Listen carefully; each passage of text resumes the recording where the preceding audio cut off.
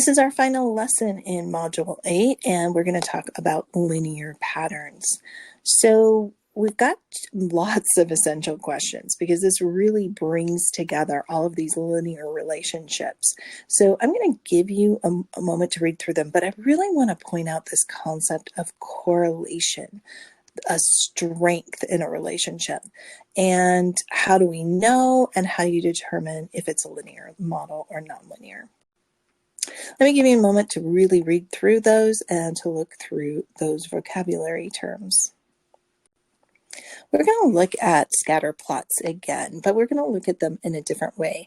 It's also a way when we represent the two variables along two axes, we're also looking at how the resulting points reveal any correlation present. So what does this term correlation mean? A correlation is a straight line relationship. Whenever we're talking about statistics, if it just says correlation, you should assume it's a linear correlation. There are other kinds of correlation, but they will say that if we're looking for something different. This relationship is determined to be either a positive relationship, a negative relationship, or no relationship at all. In this first example, we're going to look at these 6 graphs, and we're going to determine if there's any linear correlation. So we're going to see if we can recognize a line in any of these. So which two have a positive correlation? And if you remember from earlier, whenever we had a positive slope from left to right, it would go up.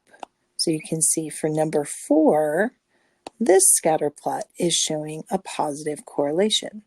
What other scatter plot out of the other 5 remaining do you feel has a positive correlation? So hopefully you thought that it was graph 3 is also the other one that has a positive correlation. I'm going to bring something up here. Notice that number 4, those points are much tighter together. And in number 3, they're positive, but they're much more spread out.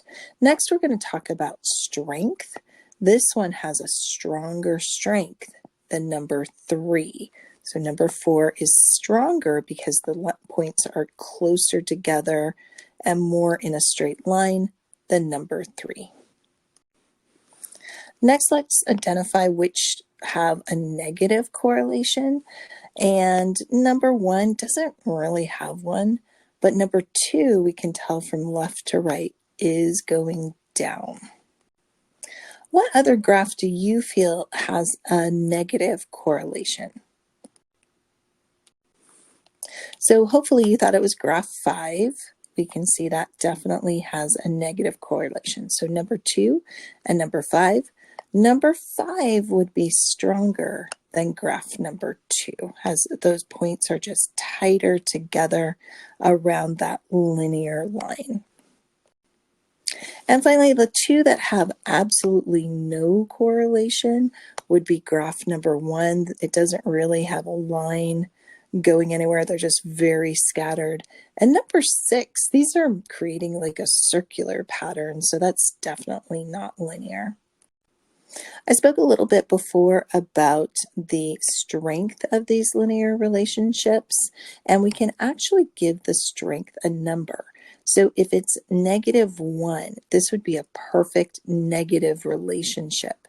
So number 5 would be very close to a -1. 1 would be a perfect positive relationship, so +1. All right, with 0 indicating no straight line relationship. Okay, so number 6 and number 1 would be very close to 0. In fact, 6 would definitely be a 0. 1 might have a little bit of a relationship, but it would be very close to 0. We call this relationship the correlation coefficient, but sometimes we just more simply know it as the R value. So I'm going to use this space as a number line. So I just want to stress that if our correlation, our R value, is close to -1, that means we have a strong negative correlation. If it's closer to 0, but it's still negative, it's a weak negative correlation. If it's 0 exactly, there's no correlation. So same thing with the positive side. The closer it is to 0, the weaker it is. The closer it is to 1, this is our positive range, the stronger it is. So we're going to try to match these R values here. So that's why we call it an R value, because we use the variable R to represent this. So, and we're going to see which one of these up here match the closest. So I think 0 is the easiest, and I already talked about this. There would be absolutely no linear relationship. And since number 6 is looks like more like a circle, it's definitely not a line. Number 6 would have an R value of 0. All right, so that means that this first one, this negative 0.8, this is a strong relationship because it's close to -1, but it's also got to have like a negative slope to it. So that would be number 5. This is the strongest relationship in the negative direction. This R is -0.4. This would fall right in here somewhere, so it's slightly weak.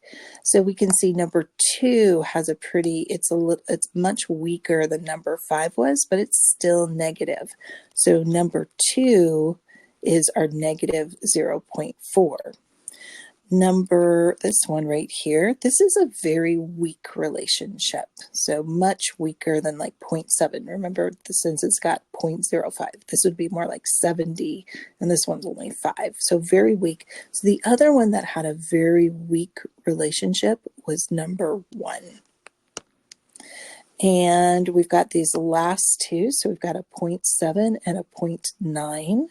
So this one, we've got a positive slope. I think 0.7 is probably a little high for this one. I'd say this one's more like a 0.6, 0.5, but I didn't make up these numbers.